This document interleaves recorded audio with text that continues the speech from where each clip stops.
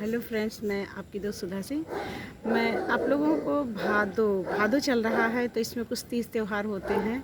तो मैं उस तीज त्यौहार के बारे में आप लोगों को बताने जा रही हूँ कि हमारे यहाँ भादो जब शुरू होता है उस टाइम पूजा पाठ बंद कर दिया जाता है, पर कुछ त्यौहार ऐसे होते हैं जिनमें पूजा पाठ होता है। और कहते हैं भादो में हम लोग कोई शुभ कार्य नहीं कर सकते हैं। और इसमें सबसे पहले आता है चौथ, गणेश चतुर्थी और हरतालिका तीज। पहले हरतालिका तीज आती है, जिसमें बहुत सी लेडीज़ें व्रत रहती हैं और तीज माता का व्रत करती हैं। उसमें पूरा श्रृंगार करके पूजा किया जाता है। और इसके बाद फिर आता है गणेश चतुर्थी। बहुत सी जगहों पे गणेश चतुर्थी की पूजा होती है, जहाँ पर लोग बेसन की चीज़ें बना के उस दिन खाते हैं। बेसन के का ही भोग लगता है गणेश भगवान को, और बेसन की चीज़ें ही खाई जाती हैं। फिर इसके बाद आता है ललही छठ, जिसकी पूजा हम लोगों के यहाँ की जाती है। और ललही छठ में माता जी की मूर्ति बनाकर दीवार पर गेरू से उनकी मूर्ति बनाई जाती है माता जी की। और उनके अंदर ही आप जितने भी बच्चे घर में होते हैं, लड़के जितने होते हैं, उन लड़कों की तस्वीर उनके अंदर मतलब बनाई जाती है प्रतिरूप के रूप में। और फिर इसके बाद आप सांप वगैरह, फूल पत्ती जो भी है सब कुछ बनाते हैं लोग, बहुत सुंदर सा बनाते हैं चित्र, और बना के फिर पूजा की जाती है। इसमें पूड़ी चढ़ाई जाती है, चने की दाल चढ़ाए जाते हैं, कहीं कहीं पर महुआ और दही चढ़ाई जाती है। पर हम लोगों के यहाँ जो है तिन्नी का चावल और दही चढ़ाया जाता है।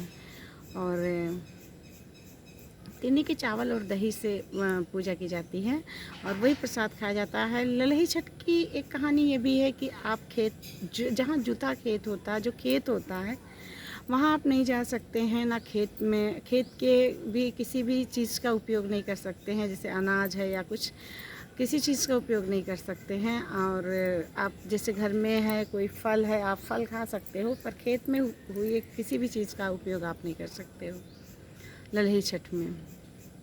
और इस तरह इनकी पूजा की जाती है। और इसमें नमक खाया जाता है, शक्कर गुड़ ये सब चीज़ें नहीं खाई जाती है। तो इसमें और तिन्नी का चावल वो चावल होता है जो तालाब में होता है और लोग तोड़ के लाते हैं। तो ये वो चावल खाया जाता है, तिन्नी का चावल और नमक। कोई लोग करमुआ के साग खाते हैं, जैसे कि वो करमुआ जो होता है वो भी तालाब में होता है। तो हम यूँ कह सकते हैं कि इसमें जो तालाब में चीज़ें होती हैं हम उसको खाते हैं। और इसकी कहानी भी है कि एक ग्वालिन होती है, वो दूध दही का व्यापार करती है। और एक दिन यही ललही छठ होता है, तो लेडीज़ें कहती हैं कि मुझे गाय का दूध नहीं, भैंस का दूध देना, क्योंकि इसमें गाय का दूध नहीं खाया जाता, ना गाय का दही खाया जाता है। गाय के दूध दही का बराव होता है, लोग नहीं खाते हैं।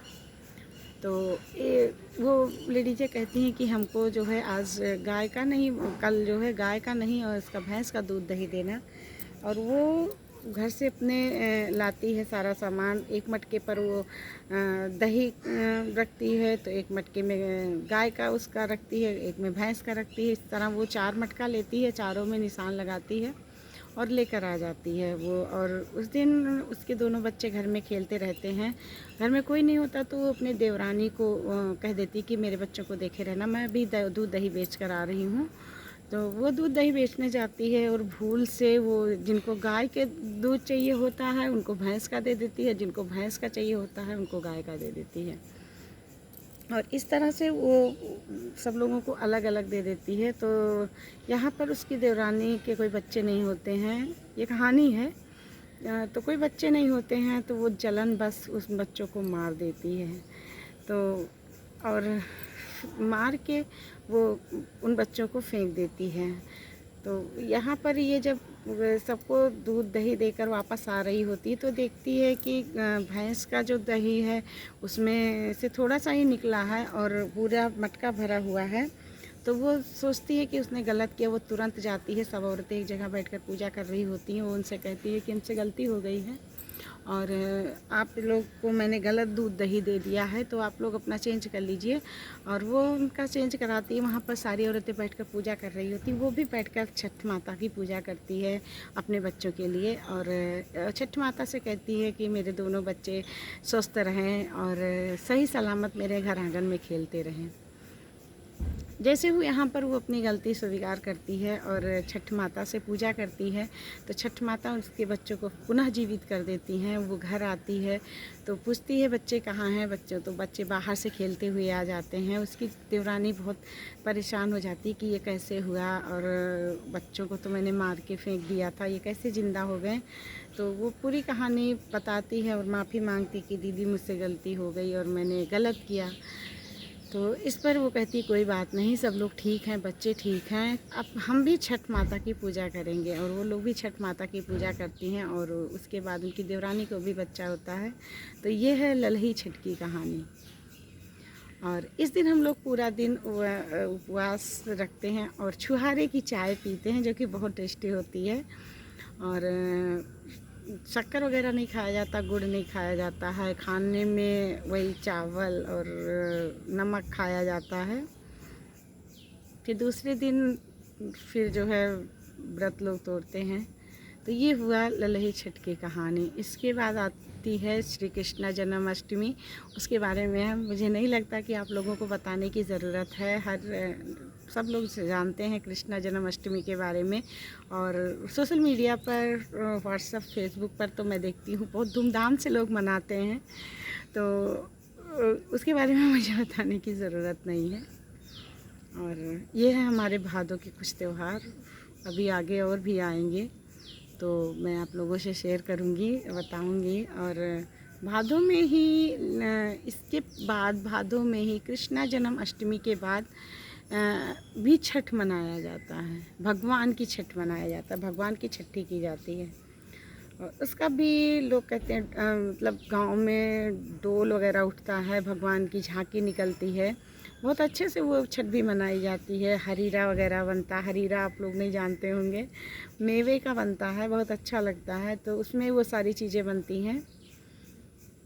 इसी तरह आगे और त्यौहार होते हैं। इसके बाद फिर आ जाता है हम लोगों का पितरपक्ष। पितरपक्ष में हम लोग थोड़ा सा हर चीज़ का बराव करते हैं। वो 15 दिन होता है, 15 दिन हमारे पितरों का दिन होता है, तो जिसमें पितरों की पूजा की जाती है हमारे यहाँ। और पितरों की पूजा में सुबह लोग नहा धो के अपने पितरों को पानी देते हैं और उनकी पसंद की चीज़ें बना के रखते हैं, आगियार करते हैं। तो ये पितरपक्ष होता है। और पितरपक्ष के बाद फिर कुआर आता है। और पितरपक्ष में हमारे यहाँ कोई अच्छा कार्य नहीं किया जाता, कुछ नए वस्त्र नहीं खरीदे जाते, कुछ लोगों के यहाँ कुछ भी नया कार्य नहीं शुरू किया जाता। वो टाइम हम लोगों का गमी का टाइम होता है और वो टाइम लोग जो है बहुत ध्यान रखते हैं पितरपक्ष में। और फिर इसके बाद फिर नवरात्र की शुरुआत होती है कुआर में। तो मैं कुआर में फिर आपको बताती हूँ कि कुआर में हमारे कौन कौन से त्यौहार आते हैं। मुझे जितनी नॉलेज है मैं आप लोगों से शेयर कर रही हूँ। अगर आप लोगों को पसंद आए तो please like, comment and share कीजिएगा। और मैं आप लोगों को मिलती ही हूँ हर मंगलवार और सैटरडे में कहानीकार सुधा सिंह के रूप में। तो आप लोग मुझे सुनते हैं, बहुत अच्छा लगता है, बहुत अच्छे व्यूज़ आते हैं। यहाँ से नहीं, विदेशों तक लोग मुझे सुन रहे हैं, तो बहुत अच्छा लग रहा है। और मैं ऐसे ही आप लोगों से शेयर करती रहूँगी अपने जो भी व्रत और त्यौहार होंगे। और अगर आप लोगों को भी कोई त्यौहार या व्रत अच्छा लगता है, आप लोग जानते हैं, तो प्लीज़ कमेंट बॉक्स में ज़रूर लिखिएगा। तो फिर मैं मिलती हूँ कुआर में, तब तक के लिए बाय।